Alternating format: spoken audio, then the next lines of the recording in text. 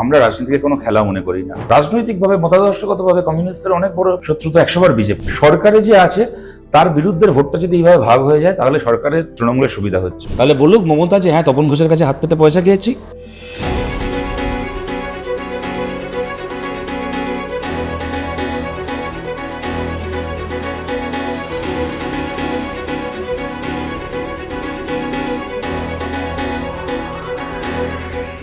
নমস্কার, আমি সোহম, আপনাদের স্বাগত। বর্তমানে আমরা এই মুহূর্তে রয়েছি আলিমুদ্দিন স্ট্রিটের মুজাফফর আহমেদ ভবনে। আর আমাদের সঙ্গে যিনি রয়েছেন, বলা চলে তিনি আসন্ন বিধানসভা নির্বাচনে সিপিআইএম এর নন প্লেইং একাদশে খেলছেন। রয়েছেন শতরূপ ঘোষ। শতরূপ, আপনাকে স্বাগত। Thank you. বিরোধীরা বলছে আপনি মাঠ ছেড়ে চলে গেলেন। এখানে দুটো ব্যাপার। প্রথম কথা হচ্ছে যে আমরা কখনো মনে করি না যে ভোটে খালি 11 জন বা যারা প্রার্থী 93 জন লড়াই করে। আমি তো কখনো লোকসভা ভোটেও প্রার্থী হইনি, পঞ্চায়েত ভোটেও প্রার্থী হইনি, তার মানে কি লড়াই ছিলাম না? সুতরাং হ্যাঁ, বিমানদাও তো রাজ্যের নেতা। বিমানদার জীবনে কখনো কোনো ভোটে প্রার্থী হয়নি। আমি কি বিমানদার থেকে বড় নেতা? প্রমোদ দাশগুপ্ত থেকে বড় নেতা আমি? সুতরাং সেইটা নয় প্রথম কথা। তার থেকে বড় কথা, মাঠে খেলছি কি খেলছি না, আমরা রাজনীতিকে কোনো খেলা মনে করি না। এটা তৃণমূল মনে করতে পারে খেলা হবে, ইত্যাদি হবে। আমাদের কাছে রাজনীতি কোনো খেলা নয়। আমাদের কাছে রাজনীতি একটা সত্যি সত্যি মানুষের, মানে আমি ভালো মানুষ হতে পারি, আমি দয়ালু হতে পারি, 2 জন মানুষের উপকার করতে পারি, 5 জন মানুষের ভালো করতে পারি, কিন্তু যদি সামগ্রিকভাবে একটা জনসমষ্টির ভালো করতে হয় তাহলে রাজনীতি ছাড়া কোনো পথ নেই। এবং আমাদের কাছে রাজনীতিটা সেরকম একটা হাতিয়ার মানুষের ভালো করার। Great leap forward. আজকে যে অবস্থায় আমরা আছি, সবাই মিলে তার থেকে ভালো অবস্থায় যাব, তার যে হাতিয়ার রাজনীতি, এটা আমাদের কাছে কোনো খেলা নয়। ডানকুনির রাজ্য সম্মেলনের পর থেকে এই এখন ভোট চলে এলো, আপনারা একেবারে ফোকাস ওয়েতে কাজকর্ম শুরু করেছিলেন। মানে বিষয়বস্তু যেদিকে এগোচ্ছে ঠিক আছে, মানে কার্যকরী ফল হবে? আমাদের জায়গা থেকে আমরা মনে করছি ঠিক আছে। শেষ সিদ্ধান্ত তো মানুষ নেবেন। মানে আপনাদের তো একটা তাও লক্ষ্য ছিল। 100 সেই লক্ষ্য তো আমাদের আছেই, কিন্তু কি হচ্ছে, মানুষ আলটিমেটলি মানুষের সিদ্ধান্ত নেবেন। আমরা সেই সিদ্ধান্তের দিকে তাকিয়ে আছি, এইটুকু বলতে পারি। আমরা কনফিডেন্ট এবং আমরা আশাবাদী। আপনি তো ভোটে যেহেতু প্রার্থী হলেন না, কিভাবে কন্ট্রিবিউট করছেন, কি করছেন, মানে পার্টি আপনাকে কি দায়িত্ব? দেওয়াল লেখা থেকে শুরু করে, প্রচার থেকে শুরু করে সবকিছু, মিটিং মিছিল করা, সাংগঠনিক, বিশেষ করে পশ্চিমবাংলার একটি জেলার কিছু সাংগঠনিক দায়িত্ব, অন্যান্য জেলায় বা অন্যান্য কেন্দ্রে প্রচার করা। এই যে শতরূপ ঘোষ মানেই টেলিভিশন স্ক্রিনে বা জনসভাতে চটকদার কথা, যা হচ্ছে মানে প্রচুর মানুষকে এনগেজ করে। আপনার এই ধরনের কথাবার্তা শুনে বিমান বসু বা মোহাম্মদ সেলিম বা সুজন চক্রবর্তীরা কি বলে? না, স্নেহই করেন, ভালো হলে ভালো বলেন। কয়েকবার এরকম হয়েছে, কোনো কথা মনে হয়েছে যে কথাটা এইভাবে না বলে ওইভাবে বললে ভালো হতো, সেটা সংশোধনও করে দিয়েছেন। আচ্ছা, বুদ্ধদা করেছেন। যেমন একবার বুদ্ধদা, আমার মনে আছে একবার, এই আমি বোধহয় কোন বার, সেবার বোধহয় 2016-এ ভোটে প্রার্থী ছিলাম কসবায়। সকালবেলা 91 নম্বর ওয়ার্ডে একটা জায়গায় তৃণমূল বোম মজুত করেছিল। সেই বোমাগুলো আমাদের দলের লোকেরা উদ্ধার করে। পুলিশকে আমরা বারবার বলা সত্ত্বেও পুলিশ কোনো ব্যবস্থা নিচ্ছিল না। তারপরে আমাদের লোকেরাই কোমর বেঁধে নেমে পড়ে একটা হইহুল্লোড় করে সেগুলোকে বার করে, এবং তারপরে পুলিশকে ডেকে, মিডিয়াকে ডেকে, সেটা তাই নিয়ে তখন একটা অশান্তির পরিবেশ ওখানে তৈরি হয়। তখন আমি ওখানে দাঁড়িয়ে বলেছিলাম যে এবার যদি পুলিশ তাহলে বলে দিক কসবা থানা যে ওরা আইন শৃঙ্খলার দায়িত্ব নিতে পারবে না, তাহলে বাকি যা করার আমরা করে নিচ্ছি, আইন শৃঙ্খলা আমরা এবার বুঝে নিচ্ছি কীভাবে বুঝতে হবে। সেদিন সন্ধ্যাবেলা আমাকে বুদ্ধদা ফোন করেন, করে বলেন যে তুমি কথাটা এইভাবে বলো না, যে আমরা হাতে নিয়ে নিচ্ছি, অ্যাডমিনিস্ট্রেশনের উপর চাপ দাও যে আপনাদেরকে এটা দেখতে হবে, কিন্তু আমরা পুলিশের হাত থেকে সেই অধিকার কেড়ে নিচ্ছি হাতে, এইটা এইভাবে বলো না। এরকম যেমন এটা এরকম একটা মনে পড়লো আমার। এরকম হয়েছে অনেক ক্ষেত্রে। এরকম সিপিএম এর ন্যারেটিভে বা বক্তব্যে বারবার তৃণমূল খুব স্বাভাবিকভাবেই তাদের প্রতি আক্রমণটা বেশি আসে। কিন্তু বিভিন্ন জায়গাতেই, কিছুদিন আগে তপন থিয়েটারে আপনারা যেটা বিশিষ্ট মানুষদের সঙ্গে আলাপ আলোচনা করলেন, সেখানে যেটা উঠে এলো যে বিজেপির বিরুদ্ধে কথা বাড়াতে হবে, তা না হলে সমূহ বিপদ। সে তো 100 হচ্ছে আপনাদের। সে তো 100 বার। অ্যাকচুয়ালি কি হয়, সামনে যখন কেউ একটা সরকারে আছে, আমরা সেই সরকারের বিরুদ্ধের দল, সুতরাং স্বাভাবিকভাবেই, এবং তৃণমূলের আমলে এত অত্যাচার, খুন, সন্ত্রাস আমাদের উপর হয়েছে, যে কারণে বিজেপি তো পশ্চিমবাংলায় সরাসরি এখনো পর্যন্ত আমাদের উপর ফিজিক্যাল আক্রমণ করার সুযোগ পায়নি, যেটা কিনা ত্রিপুরায় হয়েছে। তো স্বাভাবিক কারণে তৃণমূল যেহেতু ফিজিক্যাল আক্রমণটা করেছে, অনেক ক্ষেত্রে অনেক কমরেড, তাদের পরিবার, যারা কিনা ব্যক্তিগতভাবে আক্রান্ত হয়েছে তৃণমূলের হাতে, তাদের সেই ক্ষোভটা, রাগটা তৃণমূলের ওপর অনেক বেশি। কারণ দেখুন, সবাই তো রক্ত মাংসের মানুষ না, স্বাভাবিক এইটা রয়েছে। কিন্তু আবার এইটাও ঘটনা যে রাজনৈতিকভাবে যদি আমরা দেখি, তাহলে বিজেপির মতো দল তো আর কেউ হতে পারে না, বা বিজেপির মতো একটা নোংরা দল, একটা থার্ড ক্লাস দল তো আর কেউ হতে পারে না। সুতরাং রাজনৈতিকভাবে, মতাদর্শগতভাবে কমিউনিস্টের অনেক বড় শত্রু তো 100 বার বিজেপি, এবং সেখানে তো আমাদের আরো বেশি করে সেই লড়াই করার প্রয়োজন আছে, এ তো অনস্বীকার্য। সেইটা এবং কর্মী সমর্থকদেরকে বোঝাতে পারছেন? দেখুন, আমাদের কর্মী সমর্থকরা তো চিরকালই বিজেপি বিরোধী, আমাদের নতুন করে বোঝানোর কি আছে? তৃণমূলের কর্মী সমর্থকদেরকে যেহেতু মমতা বন্দ্যোপাধ্যায় 2008 সাল পর্যন্ত 9 সাল পর্যন্ত বুঝিয়েছিলেন যে বিজেপি খুব ভালো দল, আমরা বিজেপি জোটের শরিক, অটল বিহারী বাজপেয়ী ভগবান, মোদী আমার বরদা, যেহেতু তৃণমূলের কর্মী সমর্থকদেরকে মমতা বন্দ্যোপাধ্যায় চিরকাল এটা বোঝাতে হয়েছিল, তারা যেহেতু চিরকাল দেখেছেন, আমি দক্ষিণ কলকাতায় বড় হয়েছি, কেমন, আমি দক্ষিণ কলকাতায় দেওয়ালিখান থেকে বড় হয়েছি, যে বিজেপি সমর্থিত এনডিএ প্রার্থী অটল বিহারী বাজপেয়ী স্নেহধন্যা মমতা বন্দ্যোপাধ্যায়কে ঘাসফুল চিহ্নে ভোট দিন। আবার যে দমদমে বড় হয়েছে, সে বরাবর এই দেওয়ালিখান থেকে বড় হয়েছে, তৃণমূল সমর্থিত বিজেপি প্রার্থী তপন শিকদারকে জয়ী করুন, কেমন। সুতরাং তৃণমূলকে অনেক বেশি কর্মী সমর্থকদের বোঝাতে হয়েছে বলে আমার বিশ্বাস, আমাদের তো নতুন করে বোঝানোর কোনো ব্যাপার নেই। তবে একটা কথা আমি অবশ্যই বলবো, যে কথাটা যারা ওই সময়গুলো দেখেনি, যারা আমাদের পার্টিতে নতুন করে গত কয়েক বছরে যুক্ত হয়েছে, তাদের কাছে একটা কথা অত্যন্ত জোরালোভাবে বলার চেষ্টা করছি, যা হচ্ছে বিজেপির সঙ্গে তৃণমূলের সেটিং আছে, বোঝাপড়া রয়েছে। এটা দেখুন, আপনি হয়তো একমত হবেন যে এটা কিন্তু আজ থেকে 5 বছর আগে যত মানুষ বিশ্বাস করতেন, এখন তার থেকে অনেক বেশি মানুষ এটা বিশ্বাস করেন। বিজেপির একজন এমপি অভিজিৎ গাঙ্গুলি ইন্টারভিউ দিয়ে বলেছেন যে মোদী অমিত শাহের সঙ্গে মমতা ব্যানার্জির একটা বোঝাপড়া রয়েছে। বিজেপি গভর্নমেন্টের হায়েস্ট লোকেদের সঙ্গে এই সরকারের বোঝাপড়া রয়েছে। কেন্দ্রীয় সরকারের অ্যাকশন দেখে আমার মনে হয়েছে যে কেন্দ্রীয় সরকার পশ্চিমবঙ্গের এই যে পরিস্থিতি তাকে বদল করতে চায় না। মানে এরকম অনেকে আছে সোহম, যারা কিনা এবার হয়তো তৃণমূলকে বা বিজেপিকেই ভোট দেবেন, তারাও কিন্তু এইটা বলেন যে হ্যাঁ, দুটো দলের মধ্যে একটা গোটা আছে, যে কারণে তৃণমূলের লোকেরা জেলে যাচ্ছে না। সবাই যে আমাদের ভোট দেবেন তা না, হয়তো অনেকেই ওদেরকে ভোট দেবেন, তাও এই গোটাটা যে আছে কিন্তু অনেকে বিশ্বাস করেন। কিন্তু ওদের সঙ্গে গোটা রয়েছে বিজেপির, এইটাই বিজেপির বিরুদ্ধে আমাদের একমাত্র বক্তব্য হতে পারে না। তার বাইরে আরো 100টা কথা রয়েছে বিজেপির বিরুদ্ধে। বিজেপির ধর্মকে রাজনীতির জন্য ব্যবহার করা, ধর্মকে, মানুষের যে পবিত্র আস্থার জায়গা ধর্ম, সেই ধর্মটাকে একটা রাজনৈতিক পণ্য বানানো, সে জিনিসপত্র দাম বাড়ানো থেকে শুরু করে, সে পেট্রোল ডিজেলের দামের এই অবস্থা করা থেকে শুরু করে, দেশের বেকারি, চাকরি বাকরি না করা, শিক্ষার উপর একটা গেরুয়াকরণের হস্তক্ষেপ, অন্যদিকে শিক্ষার ফান্ড অ্যালোকেশন কমিয়ে দেওয়া থেকে শুরু করে, 100 দিনের কাজ দেশে তুলে দেওয়া থেকে শুরু করে, হাজারটা বিষয় আছে বিজেপির বিরুদ্ধে বলার, যেগুলোকেও আমাদেরকে একই রকমভাবে বলতে হবে। শুধুমাত্র সেটিংটা একমাত্র বক্তব্য হতে পারে না আমাদের বিজেপির বিরুদ্ধে। হিসেব তো অন্তত বলে যে সিপিএম থেকেই ভোট গেছে বিজেপিকে। না, আমি তাতে পুরোটাই কারণে একমত নই। কিছু ক্ষেত্রে অবশ্যই সেটা সত্যি, কিন্তু ধরুন আজকে যিনি রাজ্যের বিরোধী দলনেতা, তাকে কি আমি চিরকালীন সিপিআইএম ভোটার হিসেবে ধরবো? বা মনে করুন, আমি কি ধরে নেবো যে মনে করুন ভবানীপুরে বিজেপি যে লিড পেয়েছিল 2004 লোকসভা ভোটে, 2014 লোকসভা ভোটে, আমি কি ধরে নেবো যে সিপিএম এর লোকেরা বিজেপিকে ভোট দিলে বলে বিজেপি ভবানীপুরে লিড পেল? ওই ভবানীপুর বা আগে যখন ওটা নিউ আলিপুর কেন্দ্র ছিল, ওটা তো জীবনে কোনোদিন তার আগে, মানে বামফ্রন্ট সরকারের সময় কখনো আমরা ওখানে জিতিনি। ও তো চিরকালই তো তৃণমূল কংগ্রেসের, তার আগে কংগ্রেসের ওটা শক্তিশালী ঘাঁটি। তো সেইখানে যে মমতা ব্যানার্জি মাইনাস হয়ে গেলেন, মমতা ব্যানার্জির বিধানসভা কেন্দ্রে বিজেপি প্লাস হয়ে গেল, এটা কি শুধুমাত্র বামপন্থী লোকেরা বিজেপি থেকে গেছিল বলে? তা কিন্তু নয়। সব তৃণমূলেরও একটা অংশ গেছেন। ধরুন নন্দীগ্রামে যে মমতা বন্দ্যোপাধ্যায় হেরে গেলেন, তা কি বামপন্থীরা বিজেপিকে ভোট দিল বলে? নন্দীগ্রামে তো বামপন্থীরা বহু আগে থেকেই হেরে গেছে, 2011 সাল থেকেই তো আমরা হেরে যাচ্ছি। সুতরাং ব্যাপারটা কিন্তু এক কথাটা বলে দেওয়া যায় না। তবে হ্যাঁ, আমাদেরও একটা অংশের যারা আমাদেরকে ভোট দিয়েছেন, তারা তৃণমূলকে বিজেপিকে ভোট দিয়েছেন, এটা অনস্বীকার্য।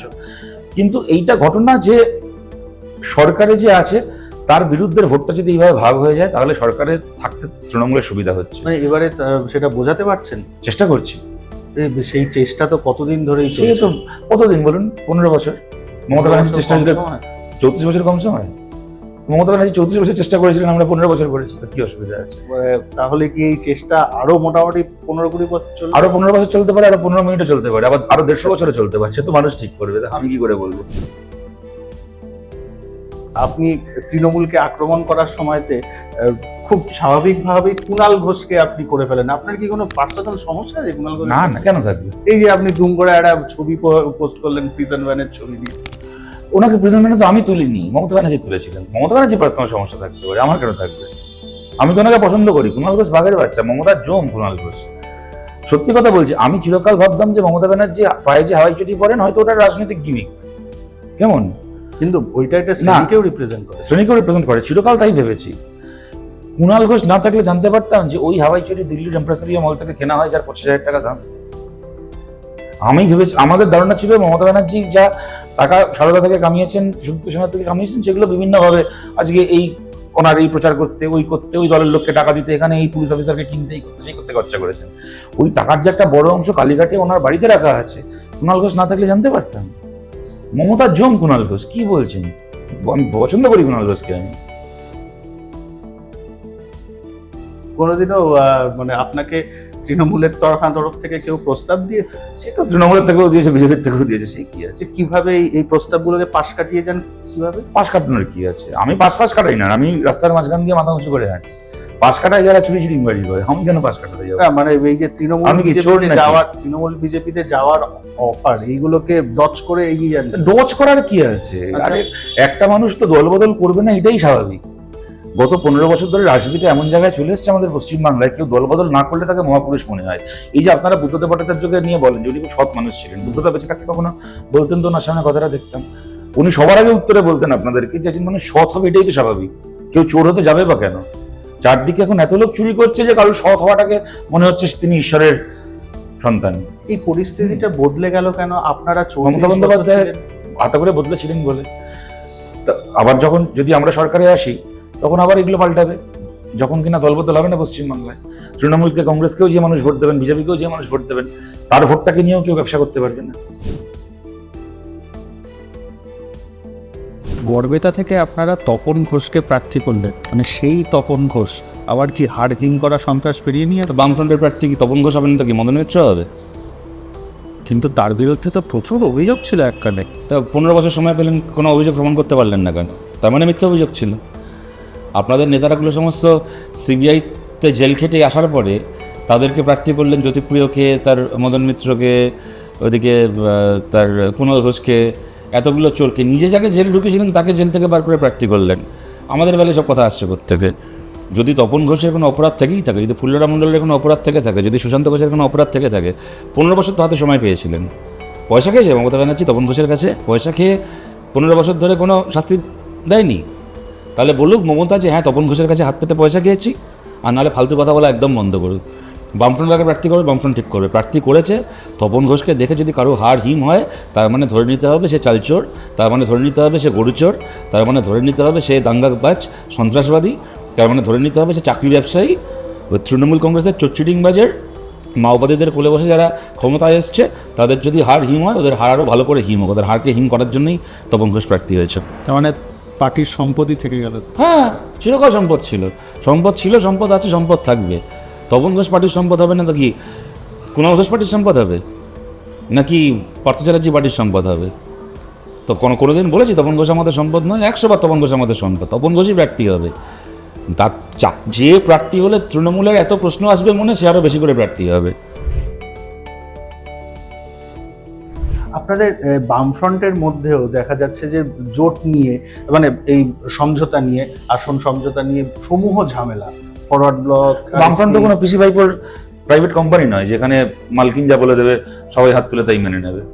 একটা গণতান্ত্রিক প্ল্যাটফর্ম, এখানে তর্ক আছে, বিতর্ক আছে, আলোচনা আছে, কি অসুবিধা আছে? এটা একটা প্রভাব পড়ে না সাধারণ? কোনো প্রভাব পড়ে না, খুব ভালো প্রভাব পড়ে। মানুষ দেখেন যে এটা একটা জীবন্ত একটা মঞ্চ, এখানে মানুষের, এরা সবাই মানুষ, এরা কেউ পিসি ভাইপোর কল দেওয়া, দম দেওয়া, চাবি দেওয়া রোবট নয়। এরা তৃণমূল কংগ্রেসে কারো ক্ষমতা নেই। তৃণমূল কংগ্রেসের লোকেরা ওই যখন দেখা হয়, ওদের সাথে কথা হয়, পিসি ভাইপোকে নিয়ে কি বলে, যারা এবার প্রার্থী হয়ে ভেবে 3 দিন আগে অব্দি খুব নেচেছিল, হতে পারেনি এখন, তারা পিসি ভাইপোকে নিয়ে কি বলে আমরা জানি, ব্যক্তিগত স্তরে বলে, ক্যামেরার সামনে বলবো না। কিন্তু আমাদের তো ওরকম নয়। বামফ্রন্ট বলুন কি সিপিআইএম বলুন কি ফরওয়ার্ড ব্লক কি আরএসপি কি সিপিআই, কোনো দল তো এরকম বদ্ধ জলাশয় নয়। এখানে প্রত্যেকের মতামত আছে, তর্ক আছে, বিতর্ক আছে, কিন্তু আমাদের একটা কালেকটিভ লক্ষ্য রয়েছে, সেই লক্ষ্যে আমরা সবাই কাজ করছি। এই কথাগুলো কি সাধারণ মানুষকে আপনারা বোঝাতে পারছেন? মানে বোঝাতে পারে কি আছে? সাধারণ মানুষ হিসেব দেখে তো মনে হয় সাধারণ মানুষ কি আমাদের থেকে কম বোঝেন নাকি যে আমরা বোঝাবো? আমরা কি ক্লাস টিচার আর সাধারণ মানুষ কি আমাদের ছাত্র নাকি? দেখুন, আমি না ব্যক্তিগতভাবে মানুষকে বোঝাতে পারিনি, মানুষকে বোঝাতে পেরেছি, এই ধরনের কথা আমি কোনোদিন বলিনি। যারা বলেন তারা যে খুব খারাপ উদ্দেশ্যে বলেন তা নয়, কিন্তু আমার এই কথাগুলোর মধ্যে এক প্রকার মানে কি বলবো, একটু বেশি বোঝা বা একটা অ্যারেগেন্স মনে হয়। আমি এই ধরনের শব্দগুলো, এই শব্দবন্ধগুলো করতে আমি কমফোর্টেবল নই। সাধারণ মানুষকে আমাদের বোঝানোর কি আছে? সাধারণ মানুষ চোখের সামনে, আমিও তো সাধারণ মানুষ, আপনিও তো সাধারণ মানুষ। আমার কি 3টে হাত আছে না আপনার 4টে পা আছে? আমি, আপনি, আমরা সবাই সাধারণ মানুষ। বোঝানোর কি আছে? মানুষ চোখের সামনে সবকিছু দেখছেন, আমাদেরকে দেখছেন, বাকিদেরকে দেখছেন, সবার ভালো দেখছেন, সবার খারাপ দেখছেন। মানুষ তার নিজের মতামত অনুযায়ী তার সিদ্ধান্ত নেবেন। সেই সিদ্ধান্তের দিকে আমরা সৎভাবে আমাদের কথাটা বলছি, আমরা সৎভাবে আমাদের চেষ্টা করছি, আমাদের লড়াই লড়ছি। সাধারণ ভোটার বা বাম কর্মী সমর্থকদের সবাই সাধারণ ভোটার। মুখ্যমন্ত্রী মমতা ব্যানার্জি সাধারণ ভোটার, মোহাম্মদ সালিমা সাধারণ ভোটার। কারো মাথায় আলো জ্বলে না। এই গণতন্ত্রে না কেউ রাজা মহারাজা, যে রাজনৈতিক দল করে, যে এমএলএ হয়েছে, এমপি হয়েছে, মুখ্যমন্ত্রী হয়েছে, যার পুলিশের বডিগার্ড আছে, যার লালবাতি নীলবাতি গাড়ি আছে, সে সাধারণ ভোটার নয় আর আরেকজন সাধারণ ভোটার, এই ধারণাটাই ভুল ধারণা। আমরা কমিউনিস্টরা এই ধারণাটারই বিরোধী।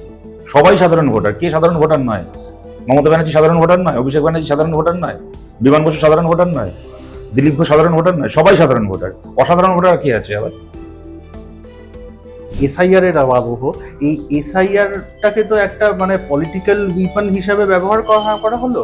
মানে কি মনে হচ্ছে ডিভিডেন্ড কে তুলবে? দেখুন, ডিভিডেন্ড কে তোলার প্রশ্ন না এটা, কিন্তু এর ফলে যে ক্ষতিটা হয়েছে যে সাধারণ মানুষের, যাদের নাম আজকে বাদ গেছে অকারণে, যাদের নাম আজকে কোনো উত্তর ছাড়া অ্যাডজুডিকেশনের নামে ঝুলে আছে, তাদের কিন্তু এই অবস্থাটা হওয়ার কারণ ছিল না কোনো, যদি রাজ্য সরকার তার কাজটা করতো। দেন আপনি যেটা বলছেন সঠিকভাবে বলছেন যে এটাকে একটা পলিটিক্যাল ওয়েপন হিসেবে ব্যবহার করেছে ইলেকশন কমিশন এবং বিজেপি। আমরা সবাই জানি এটা বিহার থেকে শুরু হয়েছিল। আচ্ছা, বিহারে যখন এসআইআরটা হলো তখন তো সুপ্রিম কোর্টে মামলা হয়েছিল, তাই নিয়ে সুপ্রিম কোর্ট রায় দিয়েছিল যে আমরা ইলেকশন কমিশনের এসআইআর করার অধিকার রয়েছে, আমরা সেখানে হস্তক্ষেপ করবো না। কেমন? তারপরে আপনি আমাকে বলুন, পশ্চিমবাংলায় যখন এসআইআর শুরু হলো তখন এই যে মমতা বন্দ্যোপাধ্যায় বললেন আমি বেঁচে থাকতে বাংলা এসআইআর হবে না, কিসের ভিত্তিতে বললেন? উনি কেন না 14 গোষ্ঠী মরে গেলেও বাংলা এসআইআর হতো? কিসের ভিত্তিতে উনি বললেন? একই দিনে তো বাংলা এবং কেরালা এসআইআর শুরু হলো। বাংলায় 30% মানুষ, 29 কি 30% মানুষ তারা ধর্মে মুসলমান। কেরালা একটা রাজ্য যেখানে 34% মানুষ ধর্মে মুসলমান, 18% মানুষ সেখানে ধর্মে খ্রিস্টান। কেমন? বাংলার থেকে অনেক বেশি সংখ্যালঘু মানুষ কেরালায় বসবাস করেন। ওই পিনারাই বিজয়ন তো বললেন না যে আমি বেঁচে থাকতে এসআইআর হবে না কেরালায়, কেননা উনি জানতেন যে আমি চাইলেও এসআইআরকে আটকানোর আমার ক্ষমতা নেই। তো কি হলো? মমতা বন্দ্যোপাধ্যায় যখন এখানে বলছেন যে আমি অফিসার দেবো না, আমি লোক দেবো না, হ্যান দেবো না, ত্যান দেবো না, তখন পিনারাই বিজয়ন বললেন আমি আরো বেশি করে অফিসার দেবো, আমি আরো বেশি করে আমার সরকারের লোক দেবো, যাতে করে কিনা ইলেকশন কমিশন তুমি দিল্লি থেকে যে উদ্দেশ্যে এসে থাকো না কেন তিরুবনন্তপুরমে, তুমি তোমার অফিসে বসে থাকবে, গোটা কেরালা জুড়ে এসআইআর এর কাজটা করবে আমার বাম গণতান্ত্রিক সরকারের কর্মচারীরা, অফিসাররা। তারপর আমি দেখি তোমার কি ক্ষমতা আছে কটা লোকের নাম বাদ দেওয়ার। তারা এসআইআরটা করলেন। কেরালাতে একজনও মানুষের নাম অন্যায়ভাবে বাদ গেল না, অ্যাডজুডিকেশনের নামে ঝুলে থাকলো না। আবার কেরালায় একজনও মৃত মানুষের নাম একটাও ডাবল এন্ট্রি, ট্রিপল এন্ট্রি অন্যায়ভাবে লিস্টে থেকেও গেল না। আজকে পশ্চিমবাংলায় মমতা বন্দ্যোপাধ্যায় যে স্টান্টবাজির রাজনীতিটা করলেন, অনেকে বলেন ওই সময় যে মমতা ব্যানার্জি অপটিক্সের রাজনীতি করছেন, ভালো, এই যে কোর্টে গেলেন একটা অপটিক্স নির্মাণ হলো। দেখুন, উনি অপটিক্সের রাজনীতি করতে পারেন ভালো, এই নিয়ে কোনোদিন কোনো সন্দেহ নেই। এবং রাজনীতিতে যে অপটিক্সের রাজনীতি করাটা কোনো অপরাধ আমি তাও বলছি না, এটা হয়তো একটা পার্ট রাজনীতির। কিন্তু বলুন তো সোহম, শুধুমাত্র অপটিক্সটাই তো আমার রাজনীতি হতে পারে না। শুধুমাত্র অপটিক্সটা, যিনি আমাকে ভোট দিয়েছেন, যে মানুষ এত আস্থা করেছেন আমার উপর, সেই মানুষকে আমি কেউ অপটিক্স দেবো? এইটা তো একমাত্র আমার দায়িত্ব হতে পারে না। মমতা বন্দ্যোপাধ্যায় এই অপটিক্সের রাজনীতি করতে গিয়ে যেটা করলেন, আমি লোক দেবো না, আমি কর্মচারী দেবো না, অফিসার দেবো না, ফাঁকা ময়দান দিয়ে দিলেন ইলেকশন কমিশনকে। তারা বাইরে থেকে রোল অবজারভার এনে তাদের মতো করে এসআইআরটা করলো, ইচ্ছে মতো লোকের নাম দিয়ে দিল অ্যাডজুডিকেশনে, ইচ্ছে মতো লোকের নাম দিয়ে দিল হচ্ছে ফর্ম 7। আপনি বলুন তো, যে ফর্ম 7 মানে বুথ ধরে ধরে ধরে ধরে বিজেপির লোকেরা মুসলিম এলাকাতে গিয়ে বুথ ধরে ধরে 1, 2, 3, 4 করে ফর্ম 7 জমা দিল, যে লোকগুলো মারা গেছে। আর বিয়ে লোকগুলো আপনি চিন্তা করুন, 7 দিন আগে যে লোকটার কাছে নিজে গিয়ে এনুমারেশন ফর্ম দিয়ে এসছে, তার থেকে ফর্ম ফেরত নিয়ে এসছে, 7 দিন পরে কোথাকার কি একটা ফর্ম 7 দিল বলে তাকে আমি আবার হিয়ারিং এ ডেকে পাঠাচ্ছি, আপনি নাকি মারা গেছেন, এসে প্রমাণ করুন আপনি বেঁচে আছেন। আমি নিজেই তার কাছে গিয়ে এনুমারেশন ফর্ম দিয়ে এসছি, তার থেকে জমা নিয়ে এসছি। এই যে জিনিসগুলো হলো, অবজারভার সমস্ত বাইরে, তারা জানে না ব্যানার্জি আর বন্দ্যোপাধ্যায় এক, তারা জানে না মুখার্জি আর মুখোপাধ্যায় এক। কেউ মনে করুন নাম লিখেছে, ধরুন শতরূপ, ধরুন আমার নাম, কথা বলছি, SH লিখতে পারি বা SA লিখতে পারি। কারোর নাম মনে করুন শ্রেয়সী, কেউ SHI লিখেছে, কেউ SHEE লিখেছে, হ্যাঁ, কেউ SI লিখেছে, তাকে ডেকে নিল অ্যাডজুডিকেশনে। বাঙালি অফিসাররা থাকলে জিনিস হতো না। মমতা বন্দ্যোপাধ্যায় সুযোগ করে দিলেন হচ্ছে সমস্ত বাইরের রোল অবজারভারদেরকে এনে এই কাজটা করার। কি হলো? কেরালাতে দেখুন এসআইআর কি হলো, পশ্চিমবঙ্গে এসআইআর কি হলো। পিনারাই বিজয়ন রাজনীতি করেছেন, বিজেপি বিরোধী রাজনীতি করেছেন, নৈতিকতার রাজনীতি করেছেন, তার ফলাফলটা আপনি দেখুন মানুষ কি পেলেন, আর মমতা বন্দ্যোপাধ্যায়ের এই অপটিক্সের রাজনীতির পরিণতি মানুষের কি হলো আপনি কিন্তু দেখুন। আপনাদের জোট সঙ্গী লিবারেশনের দীপঙ্কর ভট্টাচার্য, ইনফ্যাক্ট ত্রিপুরার প্রাক্তন মুখ্যমন্ত্রী মানিক সরকার, তারা তো এটাকে অপটিক্স হিসেবে দেখতে রাজি নন। ত্রিপুরার আমি দীপঙ্কর ভট্টাচার্য কি হিসেবে দেখেছেন আমি জানি না, মানিক সরকার কিন্তু বলেছেন যে মমতা বন্দ্যোপাধ্যায় আরো আগে এটাকে নিয়ে অবস্থান নিলে পারতেন। তা সত্ত্বেও উনি গেছেন, ভালো কথা, স্বাগত জানাচ্ছি, কিন্তু আরো আগে থেকে ওনার উদ্যোগী হওয়া উচিত ছিল। কিন্তু আমি বলছি যে এর পরিণতিটা কি হলো। আজকে দেখুন, মমতা বন্দ্যোপাধ্যায়ের হাতে মানুষ মুখ্যমন্ত্রিত্বের দায়িত্ব দিয়েছে, পিনারাই বিজয়নের হাতে মুখ্যমন্ত্রিত্বের দায়িত্ব দিয়েছে। দুটো রাজ্যেই বিজেপি বিরোধী সরকার, দুটো রাজ্যেই একটা হিউজ সংখ্যালঘু পপুলেশন, দুটো রাজ্যেই বিজেপি গেছিল দুটো উদ্দেশ্যে। At the end of the day মানে ফল দেখে তো বুঝবেন ওটা হিমসাগর আমের গাছ না ল্যাংড়া আমের গাছ না ফজলি আমের গাছ, কোন গাছে কি ফল হলো আপনারা দেখুন। বামপন্থীদেরকে ভোট দিলে কি হয় কেরলা দেখলো, তৃণমূলকে ভোট দিলে কি হয় বাংলার সংখ্যালঘু মানুষ দেখলেন। এই বামপন্থী কর্মী সমর্থকদের যে প্রশ্নটা মানে গত কয়েক বছর ধরে উঠে আসছে যে খাতা কি আমরা খুলবো, একটা সিট কি অন্তত হবে, তাহলে একটুখানি স্বস্তি। কারণ আমার নিজের মনে হয় না যে ওই একটা সিট দুটো সিট জেতা কোনো পার্টির পক্ষেই সম্ভব। মানুষ যদি ঠিক করেন আমাদেরকে ভোট দেবেন তাহলে আমরা অনেক সিটই জিতবো। আমাদের লক্ষ্য হচ্ছে এমন সংখ্যক বিধায়ক নিয়ে পশ্চিমবাংলার বিধানসভায় যাওয়া যাতে বামপন্থীদেরকে বাদ দিয়ে পশ্চিমবাংলার রাজনীতির এজেন্ডাগুলো সেট না হতে পারে। সেটা হবে নিশ্চয়ই, সেটা মানুষের কাছে আমরা আবেদন করছি, সেটা যেন হোক, তো মানুষ সিদ্ধান্ত নেবে। দেখুন, আপনি আমাকে 10 বার এটা জিজ্ঞেস করতে পারেন যে এটা হবে কিনা, কি হতে চলেছে ইত্যাদি। আপনি যদি, আমি জানি না আপনার কখনো আপনার দেখেছেন কিনা বা কখনো, আমি যখন নিজে ভোটে প্রার্থী হয়েছি সোহম, আমায় যখন কেউ প্রশ্ন করেছেন যে ফলাফল কি হবে, আপনি জিতবেন কিনা, আমি জীবনে বলিনি যে আমি জিতবো। আজকে আমি জিতিও নি, লোকেও বলতে পারে যে আপনি আগে থেকে জানতেন আপনি হেরে যাবেন তাই বলেননি, কিন্তু ঘটনা এবং হয়তো আমি জিতবো এটা বলাটাই উচিত ছিল বা তাই সবাই বলেন, কেন কর্মীদেরকে একটা কনফিডেন্স দেওয়া, মানুষের সামনে কনফিডেন্স দেখানোটাও একটা বিষয়। কিন্তু আমার চিরকালই মনে হয়েছে মানে ভোটের ফলাফল কি হবে সাধারণ মানুষ না বলে যদি একজন প্রার্থী আগে থেকে বলে দেন, কি কোনো রাজনৈতিক দলের কর্মী আগে থেকে বলে দেয়, হ্যাঁ, তাহলে সেটা একটুখানি মানে মানুষের সিদ্ধান্ত নেওয়ার ক্ষমতাটাকে আন্ডারমাইন করা হয়। এই ধরনের ভবিষ্যৎবাণী আমি জীবনে করিনি, এখনো করছি না। তো এইটুকু বলতে পারি আমরা খুব সৎভাবে আমাদের কাজ করেছি, রাজনীতি করেছি। লড়াই খুব কঠিন ছিল, কিন্তু কঠিন লড়াই আমরা লড়েছি। মানি পাওয়ারের বিরুদ্ধে, মাসেল পাওয়ারের বিরুদ্ধে, রাষ্ট্রের ক্ষমতার বিরুদ্ধে। আমাদের কাছে কোনো এই তিনটের কোনো একটার যোগান ছিল না। তারপরও আমরা শুধুমাত্র আমাদের মনের জোরেই লড়াই করে গেছি। মানুষ যদি আমাদেরকে সেই সংখ্যার জোরটা দেন তাহলে আমাদের এই লড়াইটা আরো দৃঢ় হবে, আরো গুরুতর হবে, আরো জোরালো হবে। শত্রু, আপনাকে অনেক ধন্যবাদ, Thank you. আপনি অনেকখানি সময় দিলেন। থ্যাংকস।